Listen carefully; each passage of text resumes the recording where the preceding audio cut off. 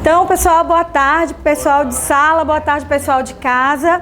Eu sou a professora Kelly Amorim, professora aqui de Processo do Múltiplos, e vim aqui trazer essas últimas aulas para vocês de processo, começando hoje com recursos, aula que vem com execução, e depois procedimentos especiais, dissídio coletivo e PJE.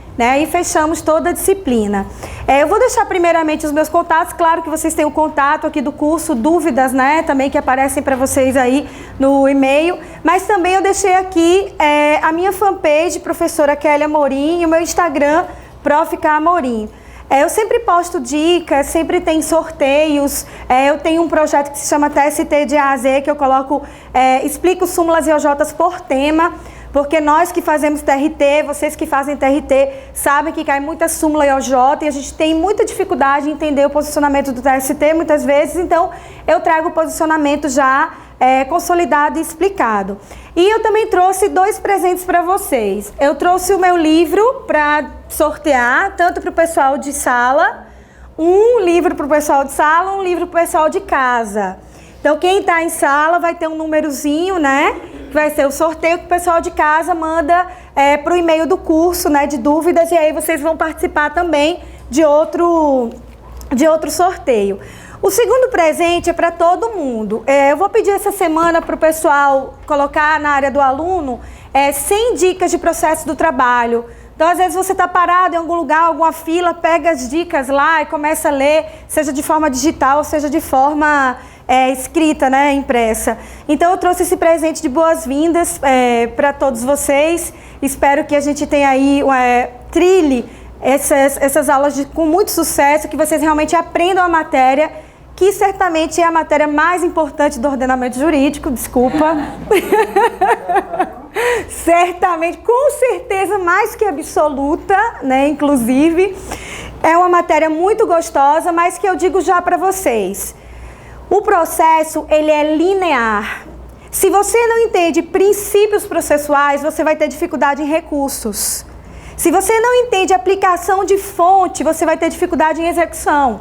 Ou seja, ele é linear. Você precisa aprender desde o começo para entender as questões mais complexas. Então, o que eu me proponho aqui para vocês? Eu me proponho fazer primeiro uma linha do tempo, desde o comecinho, relembrando tudo, e depois até chegar em recursos. Então, eu vou desde fonte, aplicação de fonte, até sentença. Parou sentença, entrou aqui na nossa matéria, que são os recursos trabalhistas, lá do artigo 893. Vocês vão ver que é uma aula com muita fundamentação. Eu uso muita súmula, eu uso muita OJ, eu uso muita lei. E também vou trazer para vocês o posicionamento da banca, principalmente da FCC, que está dominando aí os TRTs pelo Brasil, como vocês sabem. Então, vejam só, o processo do trabalho, ele vai iniciar aqui esse raciocínio que vocês tiveram com a professora Maria da Graça. Eu vou fazer essa linha do tempo até chegar a esse momento dos recursos trabalhistas. Ele vai estar a partir do artigo 643 da CLT até o 922 e também em várias súmulas e orientações jurisprudenciais do TST. Vocês sabem que eu tenho como fonte tanto a CLT, até o artigo 922, como eu falei para vocês, mas eu tenho várias leis que são aplicáveis ao processo do trabalho. Eu tenho a lei 5584 de 1970, eu tenho a lei 6.830 de 1980, eu tenho a própria aplicação do CPC, que nós vamos estudar a subsidiariedade na nossa linha do tempo que vamos começar agora, e eu tenho muitas súmulas e orientações jurisprudenciais, muitas mesmo. Acabamos de editar agora 462, só de súmula nós temos 462. Só de orientações jurisprudenciais, 421 da SDI 1, 158 da SDI 2. Então, é muita coisa. Eu tenho súmulas do TST, eu tenho orientações jurisprudenciais da SDI 1 e da SDI 2, vocês sabem que a SDI, ela fraciona em 1 e 2, que são subseções. Só aqui eu vou ter 421 e aqui 158 orientações jurisprudenciais. Somadas, ultrapassam os artigos da CLT. A nossa jurisprudência é maior que a nossa legislação. Para vocês verificarem como que a nossa jurisprudência é importante para o concurso de vocês. Cai muita súmula e OJ. Por isso que eu sempre vou falar súmula e OJ para vocês, até vocês não quererem mais. Já traz para vender seu livro. Eu vou ver se eu consigo na editora, porque eu vou até confirmar essa informação. Eles me passaram essa semana que estava esgotando. Eu não sei se já chegou a esgotar, né? Mas eu vou passar para vocês com um desconto bem tranquilo. Eu vou conseguir com a editora, se Deus quiser. Então, por quê? O que eu fiz no projeto TST de A a Z? Só para a gente pegar o link aqui. Súmula e OJ é muito difícil, gente. A primeira vai falar de prazo, a segunda não tem nada a ver, a 6 vai falar de equiparação salarial e assim por diante. Eu compilei por tema. Então, por exemplo, você vai chegar aqui, ação rescisória, que é o tema que mais tem súmulas e OJs. Todas as súmulas e OJs vão estar compiladas no mesmo lugar. E são muitas páginas de súmula e OJ só de ação rescisória. Então, tá aqui, ó, ação rescisória. Tá aqui todas as súmulas e OJs sobre o tema. E são muitas, muitas mesmo, né? Então, ação de cumprimento, a mesma coisa. E não só direito processual, não, direito material também. O A até o Z é misturando processo e direito material. Tá? Então, essa necessidade, eu estudo muito as súmulas e OJs porque cai bastante no concurso de vocês. Eu preciso saber para passar isso para vocês gabaritarem essa prova e, claro, com segundas intenções de vocês me chamarem para o churrasco, né? Para posse, para festa. Ou vocês acham que eu só estou aqui para passar tudo certo para vocês gabaritarem e eu não ter nada em troca? Claro que não, né? Existe uma contrapartida. Então, para vocês enxergarem como isso aqui é importante, eu me preocupo, eu quero que vocês realmente saibam súmulas e OJs. Tanto que várias súmulas e OJs eu vou falar aqui para vocês e trouxe a letra dela. E coloquei aqui no quadro para a gente ver exatamente como cai. Mas eu não quero só que vocês saibam a letra de súmula. Eu quero que vocês entendam. Porque quando a gente entende, a gente vai sim gabaritar a prova, tá? Então, vejam só, esse processo do trabalho, que é um processo autônomo, não é filho de processo civil, pelo amor de Deus. Ele é um processo, ela é uma disciplina autônoma, com princípios próprios, com leis próprias, com autonomia. Vocês começaram a estudar sobre a aplicabilidade das fontes. O que vem a ser fonte é de onde jorra a matéria, é o manancial. De onde que ela vem? Claro que nós sabemos que só quem pode legislar sobre processo é a União, de acordo com a Constituição Federal, artigo 22, inciso 1. Então, somente a lei federal, somente a União pode legislar sobre processo, tá? Artigo 22. E quem é a nossa lei aqui, claro, de forma infraconstitucional, processo está no artigo 111 a 116 da Constituição Federal, modificado por emendas importantíssimas para vocês, emendas que já caíram na prova para você saber o ano da emenda. E eu não estou mentindo para vocês, posso provar com questões. De acordo com a emenda 45, foi modificada, sendo que não era 45, era 24 de 99, tá? Desde o início da Constituição Federal, existe as câmaras regionais e a justiça itinerante. Não, desde a emenda 45. Até isso vocês têm que saber. Duas foram as emendas impactantes na área trabalhista. Claro que tivemos várias, inclusive uma agora, 92, né, sobre o TST, mas duas muito impactantes. A 24 de 99, que extinguiu a representação classista.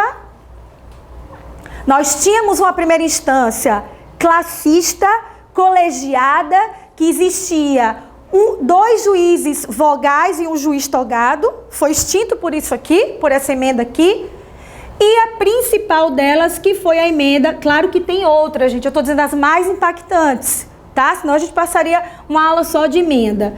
E a 45 de 2004, que ao meu ver é a mais impactante de todas, né?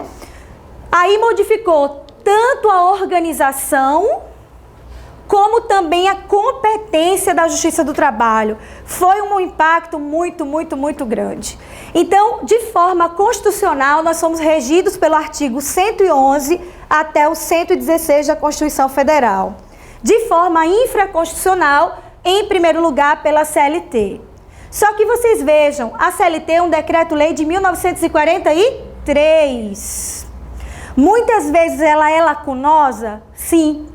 E o juiz pode dizer assim, olha, como a CLT é lacunosa, eu não vou julgar. Pode fazer isso? Não. Claro que não. Então, muitas vezes a CLT é omissa. E quando você tiver com omissão na legislação trabalhista, você vai olhar a primeira coisa para a fase do processo. Se eu tenho uma fase de conhecimento, você vai usar o artigo 769 da CLT. Ou se eu tenho uma fase de execução. Vou só organizar aqui para ficar bonitinho. Fase de conhecimento, artigo 769, ou fase de execução, artigo 889. Tudo da CLT. Então, olhei, o processo vai ter 2 fases. Uma de conhecimento, em que o Estado juiz diz quem tem ou não razão. E o segundo momento é que o Estado juiz busca a satisfação do crédito exequendo. Então, quando eu olho para o processo e é a fase de conhecimento e o processo do trabalho está lacunoso, porque eu preciso ter omissão, mas eu também preciso da compatibilidade. Omissão mais compatibilidade. Por favor, pessoal, não é só omissão. Muitas vezes a CLT é omissa, mas as questões processuais lá do processo civil não são compatíveis com o processo do trabalho. A exemplo, que já caiu milhares de vezes em concurso de TRT, o depósito prévio da ação rescisória. Lá no processo civil é 5%, no processo de trabalho é específico, não é omisso. É 20%, artigo 856. Então, quando tiver omissão, você vai olhar, olhei omissão, mas olhei também compatibilidade. Eu preciso ter compatibilidade. Senão, somente a omissão não faz com que eu utilize de maneira subsidiária a norma processual.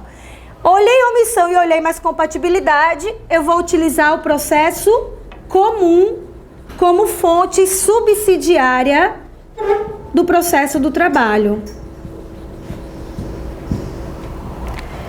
Omissão mais compatibilidade, eu preciso que essa norma processual, ela tenha compatibilidade com o nosso posicionamento na esfera trabalhista, eu vou utilizar o processo comum. Não usem só a palavra processo civil. A letra da CLT não fala processo civil, ela fala processo comum. Eu posso utilizar, por exemplo, o CDC, Código de Defesa do Consumidor, como subsidiário? Sim. A Lei 8.078, de 80. Eu posso utilizar a Lei do Juizado Especial, 9.099? Sim. Então, não é processo civil. Na prova, não coloque assim, a não ser que só tenha essa opção, porque já caiu assim também. Só tinha lá a opção processo civil. Aí, tudo bem, tá correto, Código de Processo Civil. Mas se só tiver esse, o processo comum, correto, é processo comum. Então, olhei para a CLT, ela é omissa, eu vou olhar agora para o processo comum como segundo lugar, se houver omissão, mais compatibilidade. Mas se eu estou na fase de execução, eu vou olhar primeiro CLT, se ela for omissa, eu vou olhar para LEF, Lei de Execução Fiscal. Não é em segundo lugar o processo comum. Em segundo lugar vai ser a LEF. Lei de Execução Fiscal, que é a Lei 6.830 de 1980. Só depois, se a LEF continuar omissa, eu vou utilizar o processo comum. Então, fase de conhecimento, primeiro CLT, é omisso, mas sem compatibilidade, segundo processo comum. Fase de execução, primeiro CLT, é omissa, segundo LEF, Lei de Execução Fiscal. Somente para, em terceiro lugar, ir para o processo comum. Tudo bem? Fechado? Então, essa é a aplicação das fontes no processo do trabalho. Claro que eu estou só fazendo uma revisãozinha para a gente se situar na matéria. O segundo ponto, gente, são os princípios. Vou puxar aqui os princípios. Aí nós temos vários princípios norteadores do processo do trabalho. Vocês estudaram, provavelmente, aí o princípio da irrecorribilidade imediata da decisão interlocutória, o princípio da conciliação, o princípio do dispositivo, o princípio do inquisitório, o princípio do jus postulandi. Então, nós temos vários princípios. Jus postulandi, que vai estar lá no artigo 791 da CLT. Princípio da irrecorribilidade imediata da decisão interlocutória.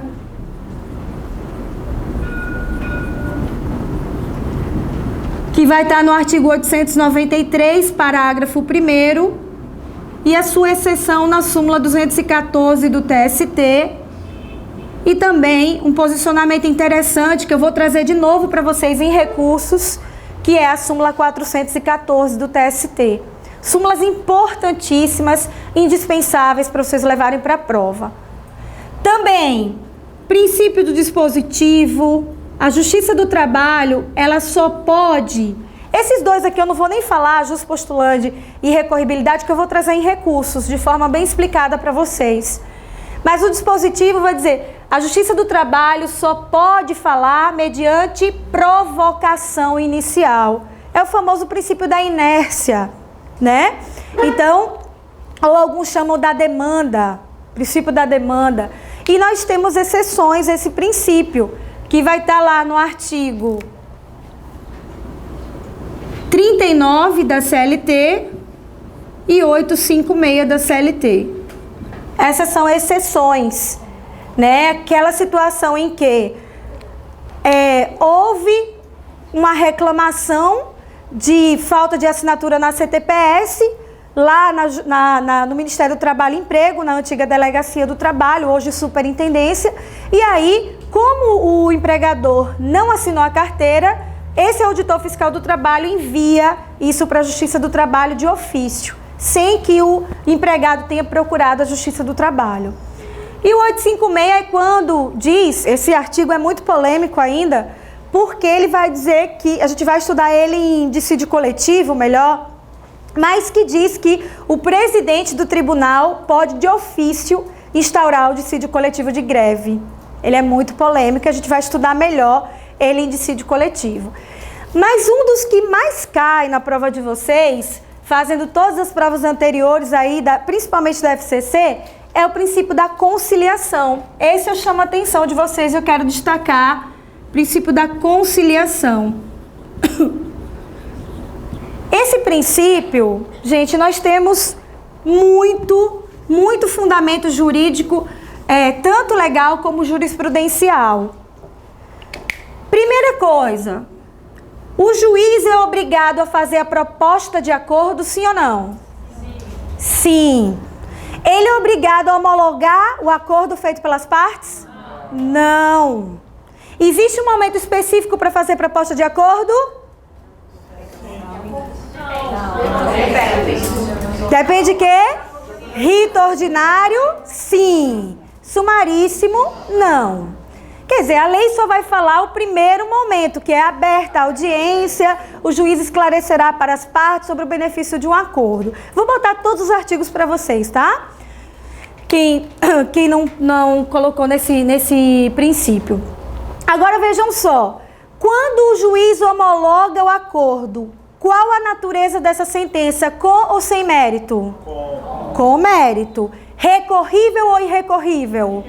Irrecorrível. Salvo para união. Por quê? Ele vai enxergar ali se tem incidência ou não da contribuição previdenciária. E nós temos competência para julgar contribuição previdenciária, sim ou não? Sim. Somente do que? Julgarmos. Súmula 368. Tudo isso é importante, gente. E qual é o meio para impugnar o acordo se eu não posso recorrer, então, como parte? Ação rescisória. E quando que o acordo transita em julgado? No dia da sua homologação. Já que ele não tem recurso, para que eu vou esperar? Súmula 100. Tudo isso é súmula e isso é artigo. Então, eu vou colocar aqui para vocês e vou falar por último de uma OJ bem interessante. Então, aqui, ó, 764 da CLT. Algumas pessoas têm muito medo desse artigo em concurso, porque vai dizer assim, a Justiça do Trabalho, os dissídios individuais ou coletivos sempre serão submetidos à conciliação. Aí, quando a gente vê assim, sempre na prova, né, isso aqui tá errado. Vai estar certo, o artigo vai dizer sempre serão alvo de conciliação, da proposta de conciliação. Então, aqui, 764, 846, 850, 852 831. Se você souber esses artigos sobre conciliação, você vai muito bem na prova. Aí as súmulas 100, 259 e 418 do TST. E por fim, a orientação jurisprudencial 132 da SDI2. Tudo que vocês falaram aqui, tá tudo aqui. Tá? Esse tanto de fundamento jurídico, tá, que vocês responderam de forma corretíssima, está aqui. O juiz não é obrigado a homologar o acordo, 418, porque ele sabe da picaretagem trabalhista. Muitas vezes o empregador não paga as verbas para chegar lá e dar qualquer coisa e muitos juízes homologam. Então ele não é obrigado a homologar o acordo. Só que essa OJ aqui, a 132, é uma OJ que eu não vejo cair na banca, mas é minha responsabilidade falar para vocês, pode ser que caia na próxima. Ela vai dizer que quando o juiz homologa o acordo, sem ressalva, essa quitação não é só das verbas que estão na petição inicial, mas é de todo o extinto contrato de trabalho. Isso algumas pessoas têm dificuldade de entender. Porque imaginem vocês, eu ajuizei uma reclamação trabalhista contra a Letícia, pedindo 13º, férias e aviso prévio. O juiz homologou. R$5.000 isso aqui, ó. Sem ressalva nenhuma. Ajuizei uma segunda ação pedindo horas extras. Tudo bem ou tudo mal? Tudo bem ou tudo mal? Tudo mal. Mas Kelly, você não pediu hora extra na primeira? Sim, mas a OJ vai dizer que eu dou quitação não só as verbas expressas na petição inicial, como a todo extinto contrato de trabalho. Eu vou dizer um exemplo para vocês, não para falar muito da minha vida profissional, mas para vocês fixarem, tá? Eu sou advogada há 10 anos lá em Brasília, e eu estava numa audiência em que aconteceu exatamente isso comigo. Eu estava com um cliente, estava fechando o acordo. Na hora que eu ia fechar, o meu cliente falou assim: doutora, esqueci de dizer para a senhora que eu fazia hora extra. Falei: ai, seu danado, vou te matar, né? Nem pedi isso na petição inicial. E o juiz já estava homologando. Eu falei: excelência, não tinha pedido na petição inicial, ok? Excelência, eu gostaria de ressalvar a hora extra. Aí o advogado do réu começou a rir da minha cara. É muita falta de técnica mesmo, né, doutora? Como assim ressalvar uma verba que a senhora nem pediu na petição inicial? Me esculhambou na mesa de audiência. Falei: doutor, me desculpa, mas o senhor não deve conhecer a orientação jurisprudencial 132 da SDI2. Aí o juiz chegou e olhou assim pra mim. Porque essa OJ, ela vai dizer que se eu quitar sem a ressalva da hora extra, quando eu ajuizar essa segunda ação, o senhor vai dizer que é coisa julgada. Mas eu não pedi na primeira, mas eu deveria ter ressalvado. É claro, gente, tem juiz, eu dou muita aula em Minas, por exemplo, lá em Minas, eles colocam assim na ata: dado quitação somente para os pedidos contidos na petição inicial. Tudo bem? Assim? Tudo bem, claro. Mas lá em Brasília não, eles colocam a quitação geral, então eu preciso ressalvar. Tudo bem? Então essa é uma OJ bem importante para nós, a OJ 132 da SDI 2. Então inúmeros são os princípios trabalhistas que eu poderia falar aqui para vocês, né? Dei aqui alguns apenas para a gente começar a nossa conversa. Também depois disso, vocês viram a organização da Justiça do Trabalho. Como a Justiça do Trabalho é organizada?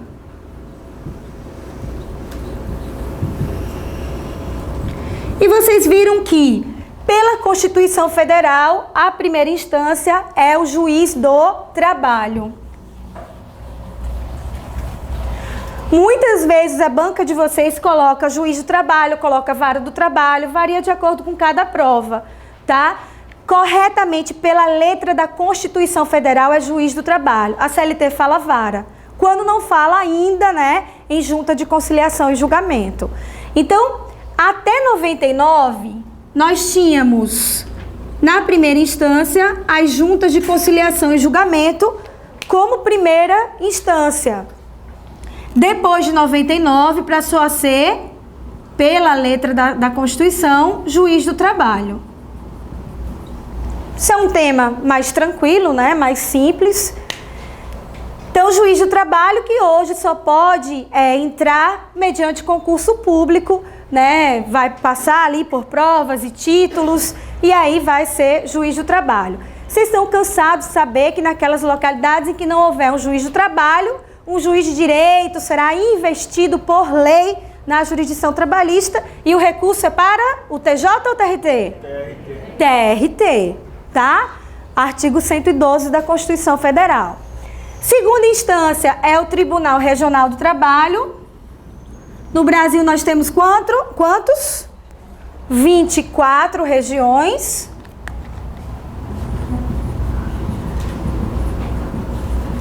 Vocês aqui no Rio, primeira região, né? Primeira região. Nós temos 24, sendo que 4 estados do Brasil não têm TRT próprio. Acre, Tocantins, Roraima e Amapá. Esses 4, Acre, Tocantins, Roraima e Amapá,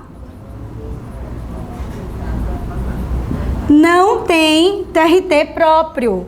São abraçados por outros TRTs, como, por exemplo, o TRT que eu atuo, que é a 10ª região, que engloba Distrito Federal e Tocantins. Em compensação, São Paulo tem 2. Segunda região, São Paulo capital, 15ª, Campinas. É o único estado do país que tem 2 regiões, né, em São Paulo. E capaz de ter o terceiro, né, de que não dá conta, é muita coisa, principalmente no ABC Paulista. E depois disso, lembrem-se aqui, é importante que com a Emenda Constitucional 45, vieram 2 novidades. A primeira delas é a Câmara Regional, é uma descentralização do TRT, a exemplo de Minas Gerais, que tem um juiz de fora, né? E a Justiça Itinerante. Essas 2 novidades vieram com a Emenda Constitucional 45 de 2004.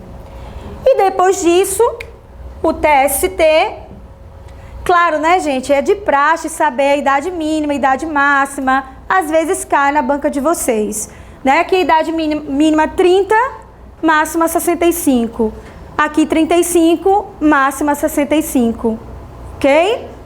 E lembrando também que 1/5 advém de membros da advocacia e membros do Ministério Público do Trabalho. Ou seja, eu como advogada que já atua há 10 anos, poderia entrar pelo 5º constitucional, tanto no TRT como no TST, que eu já cumpri os requisitos, inclusive de idade. Tá, abafa, né? Inclusive pro TST, com essa carinha de 20. É, né? Idade mínima do TST é 35, tá? Pois é. Então aqui, ó, 30 a 65. Você ri, né, Motinha? Mas tudo bem.